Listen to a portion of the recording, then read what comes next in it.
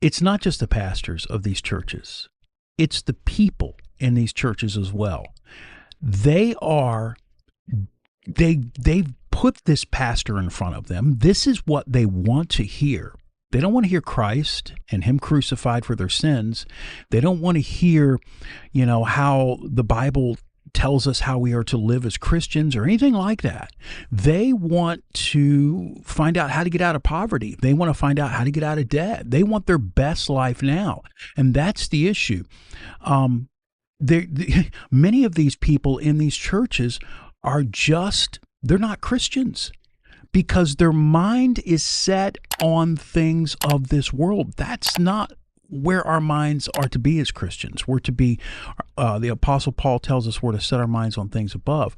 But these people in these churches, I'm going to say the majority of them, it's all about using Jesus, using God to help me either get rich, be like the pastor and have all of this wealth, or get me out of debt, get me out of poverty. A lot of these pastors, and even those in Nigeria, they're in countries that are filled with poverty, and they want out of it. And so they look at their pastors and they're like, man, I want what this guy's got. Exactly.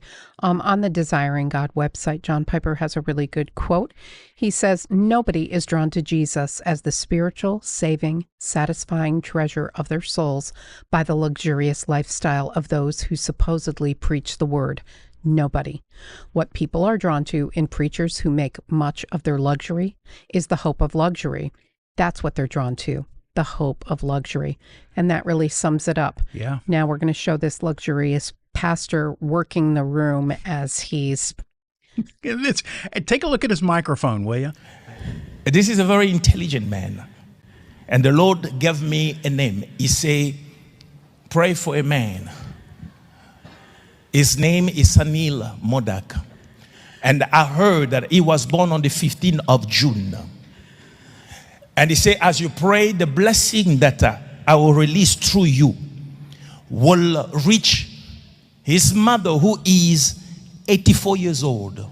That's amazing. That's amazing. How do you know that? Hallelujah. And he says to me, the 84 years old mother, Anita, will be touched as I pray for him. Receive it. But also Monica, 64 years old. Monica, 64 years old. How do you know about my family, Pastor? Jesus. How do I know about How? your family? Hallelujah, Jesus. Hallelujah. It's amazing. Somebody lift your hand. Say, Jesus. Jesus. Say, Jesus. Jesus. The Lord has remembered you. Well, somebody with a gold microphone really... I think you could really put has something on to say, on don't the you? actor. Oh, my goodness. Did you know so much about my family, Pastor? I'm like, wow, spend a little more on your actors, Al.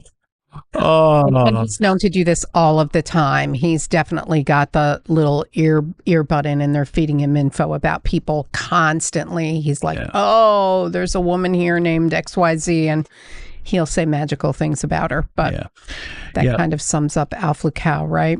Yeah. Now, the next pastor, of course, on the list, and this guy, it depends on the list that you look at.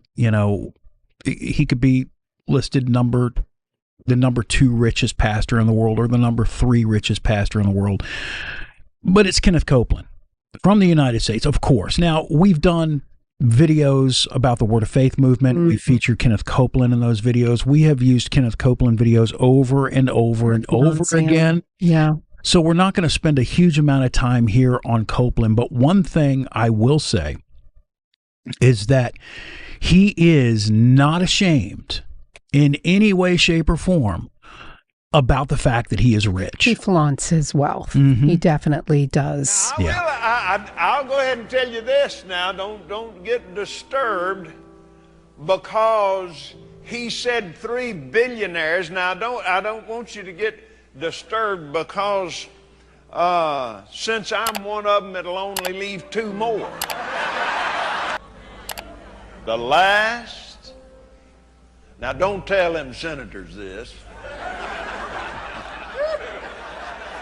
The last time we totaled it up, which has been some time ago, this ministry, since it's been in operation 41 years this month, the last accounting of it, this has been 2-3 years ago, so there would probably be at least 150 million more added to this. Well, our income last year was over $100 million. So there has been over $1.3 billion come into this ministry since it's went into operation. Now, Oral used to fly airlines, Right. but even back there then, man, it got to the place where it was agitating his spirit, Sure. people coming up to him. He had become famous, and they wanting him to pray for him and all that. You can't manage that today. Right. This dope-filled world, Right. and get in a long tube with a bunch of demons, Right. That's exactly the and point. it's deadly. And You know what got her attention? My airplane. Sound like anything familiar to you?